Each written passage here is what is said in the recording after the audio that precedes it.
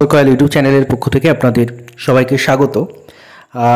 Public service কমিশনের তরফ থেকে এই নোটিশটি জাস্ট জারি করা হয়েছে, যেখানে আপনাদের বহু প্রতীক্ষিত পিএসসি ক্লার্কশিপ 2019-এর নন জয়নিং লিস্ট কিন্তু এসে গেছে, যেটা আমি আপনাদের কিছুদিন আগেই বলেছিলাম যে খুব তাড়াতাড়ি এই লিস্টটি আসবে।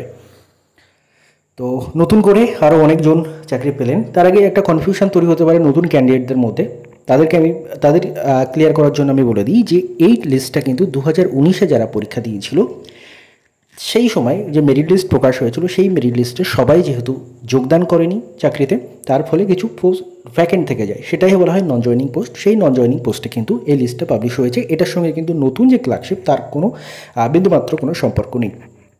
তো আপনারা যারা যারা চাকরি পেলেন অবশ্যই কিন্তু জানাবেন। প্রায় 80 জনের মতো নাম রয়েছে এখানে, দেখতে পাচ্ছেন।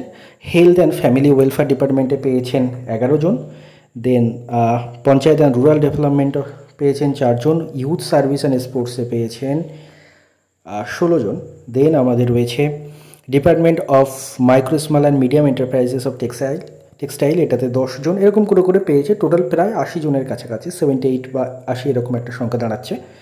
তো এই এত সংখ্যক জন নতুন করে কিন্তু আবার চাকরিটা পেলেন আর কি।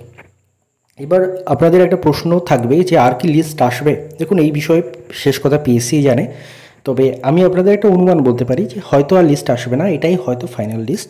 তবু ফাইনাল কথাটা পিএসসি বলবে, কারণ পিএসসি জানে ব্যাপারটা। আমি যেটা বলছি কিছু ঘটনাক্রমের উপর ভিত্তি করে বলছি, কারণ পিএসসি কিন্তু ডিসেম্বরের কাছাকাছি একটা নোটিশ দিয়েছিল যে ডিসেম্বরে সেই সময় ফুড ডিপার্টমেন্টকে যে যত নন জয়নিং ভ্যাকেন্সি রয়েছে পিএসসি ক্লার্কশিপ 2019-এর সেগুলো পাঠানোর জন্য একটা লেটার করেছিল, সেটা আমি আপনাদের তখন জানিয়েছিলাম।